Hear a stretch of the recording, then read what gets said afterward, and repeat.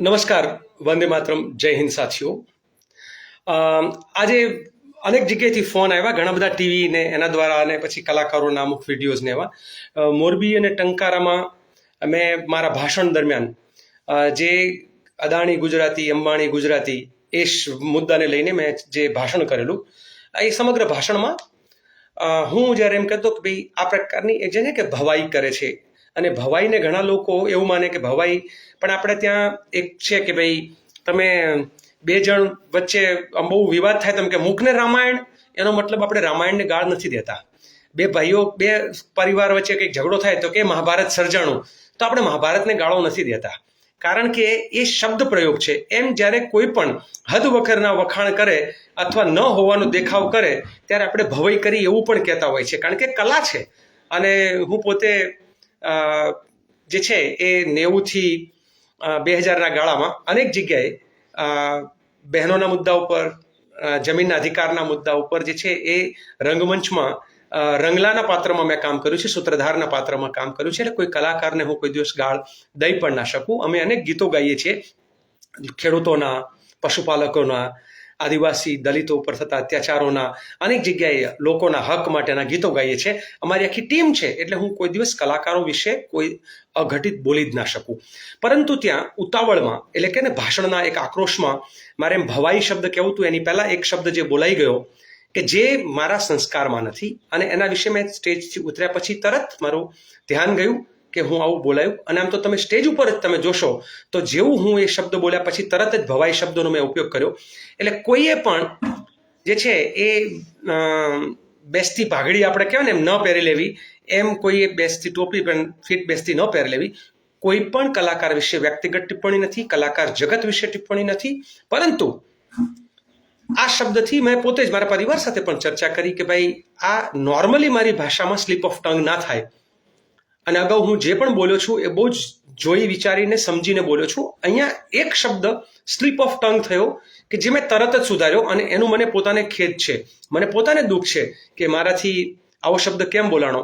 અને એના લીધે કદાચ કોઈને ખરાબ લાગ્યું હોય, કોઈ કલાકારોને એમ લાગ્યું હોય. આજકાલ તો પણ જો કે હાકાબાની ઘણી કેસેટો આપણે સાંભળીએ તો ખબર પડે કે લોકો એમ કે છે કે માફી મગાવો વિડીયો, તરત જ માફીના વિડીયો જે છે એ લોકોએ કરવા પડે. આવી આખી એક માનસિકતા થઈ ગઈ છે કે કંઈક બોલ્યું એટલે આજકાલ જે અમારી જાતિ વિશે બોલ્યા, અમારા ધર્મ વિશે બોલ્યા, અમારા કલાકાર વિશે બોલ્યા, અમારા રાજકારણી વિશે, આ જે આખી એક માનસિકતા છે, બધા જ લોકો આપણે એકબીજાના પેલા વિરોધમાં. મને લાગે છે કે સહનશીલતા, મને અનેક કડવા અનુભવો થાય છે. અનેક લોકો મારા ફેસબુક ઉપર ગાળો લખી હોય, ભૂતકાળમાં એવું બન્યું છે, જ્યારે કોઈ સ્ટેન્ડ લઈએ ખૂબ લોકો ગાળ લખે છે, અને કેવી ગાળ લખે, કેવું લખે કે જેની આપણું એટલે કાનના કીડા જે છે ને અંદર પેલા થઈ જાય એવી, છતાં સહન કરીએ છીએ. રાજકારણમાં છીએ, સહન કરીએ છીએ, જાહેર જીવનમાં છીએ, સહન કરીએ છીએ. એટલે હું એટલું કહીશ કે જે વ્યક્તિ તરીકે હું ક્યારેય ગાળ કોઈને નથી બોલ્યો, જન્મથી લઈને અત્યાર સુધી. એણે ગાળ કદાચ ખાધી હશે, કોઈને બોલ્યો નથી, પણ મારા એક શબ્દથી કોઈને પણ ખરાબ લાગ્યું હોય તો એનું મને પોતાને દુઃખ છે, અને એની હું દિલગીરી વ્યક્ત કરું છું.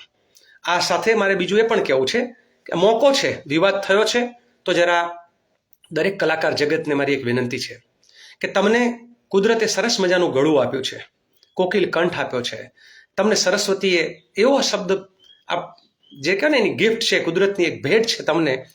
તો તમે માત્ર ને માત્ર જે ઉદ્યોગપતિઓ પૈસા પાત્ર જે છે એની જ બહુ જ બધા વખાણ કરો ને એવું બધું કરો, પરંતુ અરે ક્યારેક કરો આપણે સારા પૈસાવાળા હોય કે જે જાહેર જનતા માટે બહુ જ દાન પુણ્ય કરતા હોય તો એના વખાણ પણ કરવા પડે. પરંતુ જે ગુજરાતના ગરીબોની જમીનો લૂંટતા હોય, ગુજરાતની ગાય માતા જેને આપણે માતા કહીએ છીએ એના ગૌચરો લૂંટતા હોય, જેને ગુજરાતના અનેક જગ્યાએ ખેડૂતોના ખેતર ઉપર, અને આમ તો કહેવાય તો ખેડૂતની છાતી ઉપર જેણે વીજપોલ સાવ સસ્તા ભાવે નાખી દીધા હોય, એ લાખો કરોડોની કમાણી કરે અને કોઈકના રોટલા રજડાવી દે, ત્યારે તમે અવાજ ના ઉઠાવો તો ન ચાલે. આવા લૂંટારાઓની સામે તમારો અવાજ આવવો જોઈએ. અને એનું કારણ છે, ઘણા લોકો એમ કે તમે કલાકારોને કહો છો કે તમે બોલો, એટલા માટે કે ભાઈ તમારી પાસે આશા છે, તમારી પાસે અપેક્ષા છે.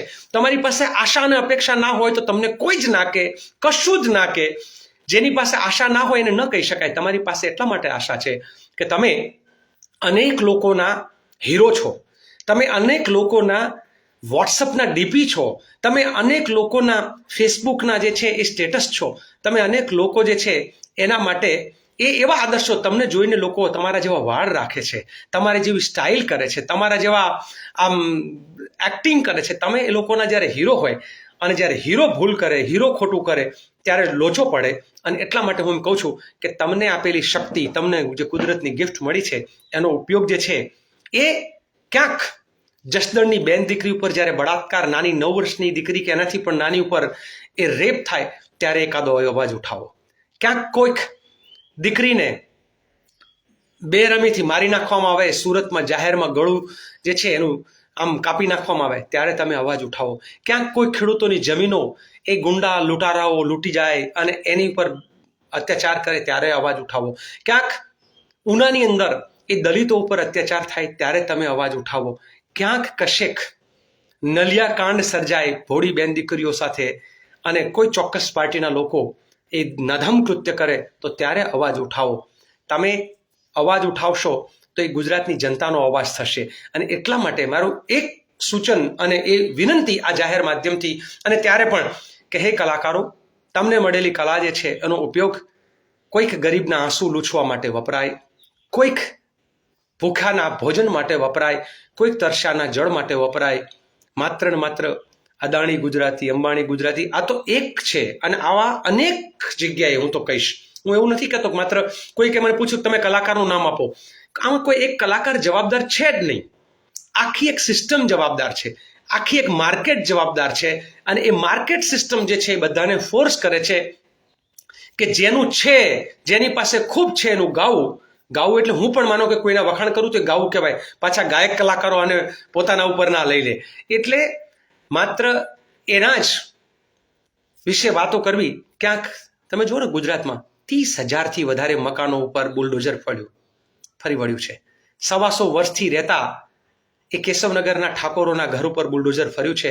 માં અંબાના ધામમાં રહેતા માલધારીઓ, બ્રાહ્મણો, દલિતો એના ઘર ઉપર બુલડોઝર ફર્યું છે. ઓઢવ વસાહતમાં બુલડોઝર ફર્યું છે. ક્યાંક દ્વારકામાં બુલડોઝર ફર્યું છે, ક્યાંક ગીર સોમનાથમાં બુલડોઝર ફર્યું છે, ક્યાંક વિરમગામમાં બુલડોઝર ફર્યું છે. આ બુલડોઝર અમીરોના મકાનો ઉપર નથી ફર્યું, ગરીબોના મકાનો ઉપર ફર્યું છે. તો ત્યારે આના માટે પણ તમે અવાજ ઉઠાવો એવી મારી તમને વિનંતી છે. અને મારા શબ્દોથી કદાચ કોઈને ખરાબ લાગ્યું હોય તો ફરી એક વખત હું દિલગીરી વ્યક્ત કરું છું. આપ સૌનો આભાર. વંદે માતરમ. જય જય ગરવી ગુજરાત. જય હિન્દ.